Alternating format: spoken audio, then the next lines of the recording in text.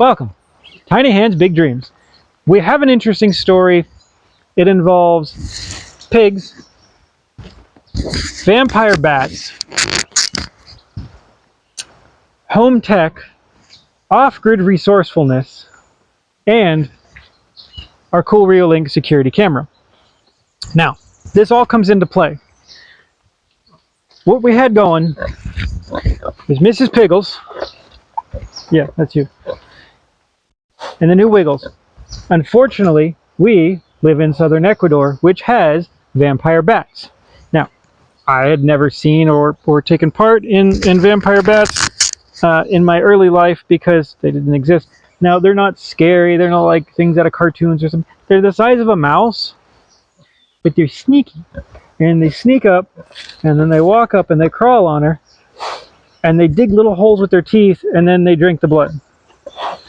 Which is ick and gross, and it causes problems. Now, it's not too much for Mrs. Piggles. Her ear heals again. But with the little piglets, we've had them where they've chewed a hole in a knee, and it's become a huge injury, or on a face or thing. Like, they're just too small. However, vampire bats, as it turns out, are total scaredy cats of light. Now, we have our Reolink camera, which we love dearly. Because this is all we need to watch any part of our farm. It's running right now. It's watching you. It has a solar panel. It's on a goat stake, because you have to have a goat stake. I stick it somewhere, and then from the comfort of our home, I can move the camera all around, and it's all wireless. It's great. It has a tiny light. Now, here's where it gets a little weird. There's a tiny light on here. Now, this camera can see nearly in the dark. It is almost magic. And it can see like it's totally daytime. When I look outside, I'm like, it's freaking dark. I would need a flashlight. It can still see. And then it drops off a cliff at some point and just can't see anything. The motion sensor needs the tiniest bit of light to work.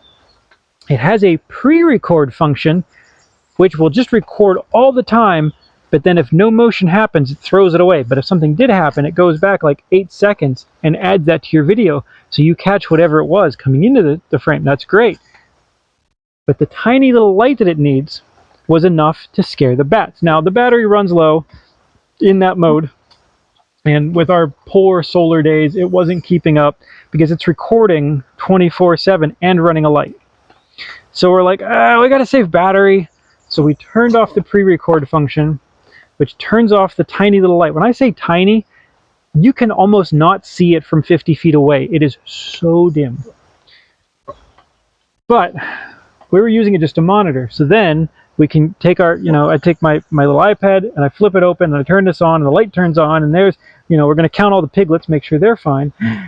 And my wife sees a vampire bat chewing on her ear, and it flies away as soon as the light turns on. Boom, it's gone.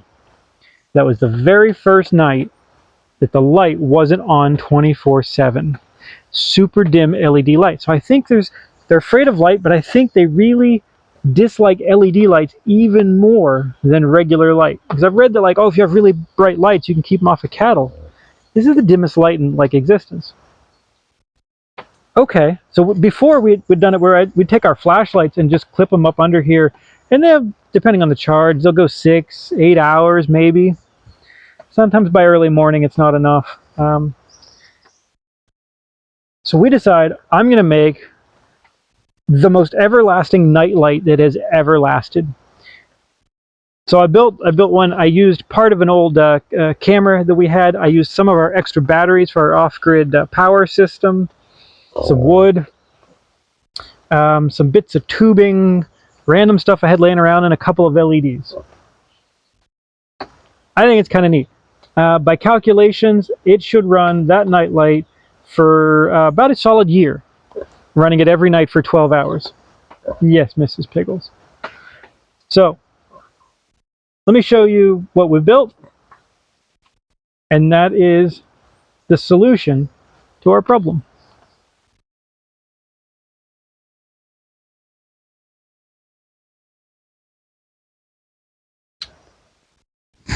All right, so from my laboratory, we start breaking out the bins of random electrical parts, soldering iron, tools, bug racket, not to be overlooked.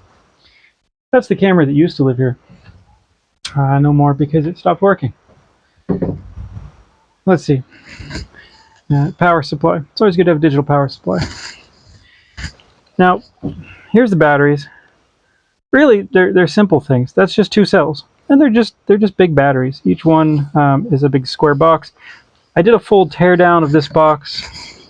If you look through our old videos, one of the early ones, when I made the super long life camera mount. That was before we had the Rio Link, which is incredibly superior. So I have 2 extra big batteries, and they're just batteries. They're a lot of fun to play with. And they'll last us many, many months in this application before I have to recharge them. So I've got a little fuse. I think I have a 2 amp stuck in there. The ground that is just pinched under there. Now I've made myself a little notch in the wood that the wires sit in.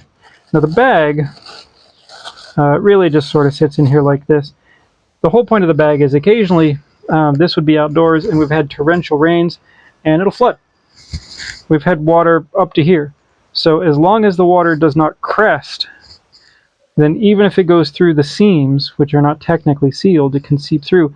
The water doesn't get in and around the batteries. I don't have any sort of weird shorting out or corrosion. So they're actually, even though this has been living outdoors, this is in great shape. Now the little flap is a piece of vinyl, which helps seal this surface. And there's a piece of wood that goes down with just 2 screws and pinches that and makes a bug tight and waterproof seal. And I left these long so any water that does hit it drains off. Extra little rain hat I added at some point out of some plastic, because hey, the more water you can keep off hitting anything, the longer everything lasts. What else? A couple of rope handles, a rope handle with a piece of plumbing. Again, budget for this was 0. This was all stuff I had laying around. Okay, so I have a resting voltage for 2 batteries in series, 6 volts, which I am sitting at almost 0.1 amps. So those are 230 amp hour batteries. It means I get 230 times roughly 10. That is 2,300 hours just leaving it on. All right, so this is just a little switch. I've taken a piece of wire, looped it through, put it through the back, and just twisted it. So, sturdy enough. It's out of the weather. And I started with 4 and I've reduced it to 2. It was too bright. This is still 10 times brighter. Now this is a sample jar. I used to use them in laboratory settings. So I just took the lid, popped a hole in it, slid it over, and put myself a couple of LEDs just right through the plastic Mangara. Just a piece of scrap I had laying around. But this keeps it nicely bug and waterproof. Also, I frosted this ever so slightly with some sandpaper because it was just a little bit direct. That's a little bit more diffuse. All right, let's get it out.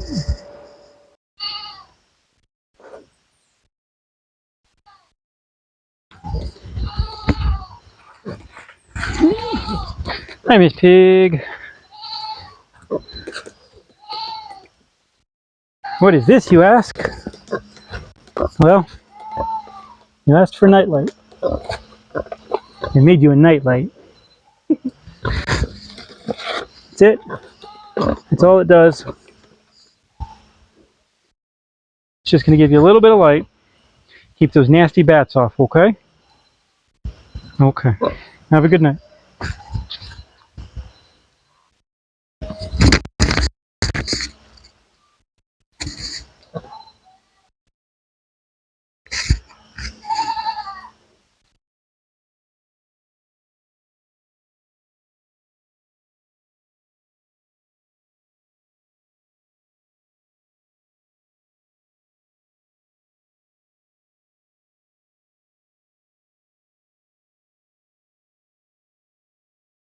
There you go, Miss Pig. Sleep well. Sleep well.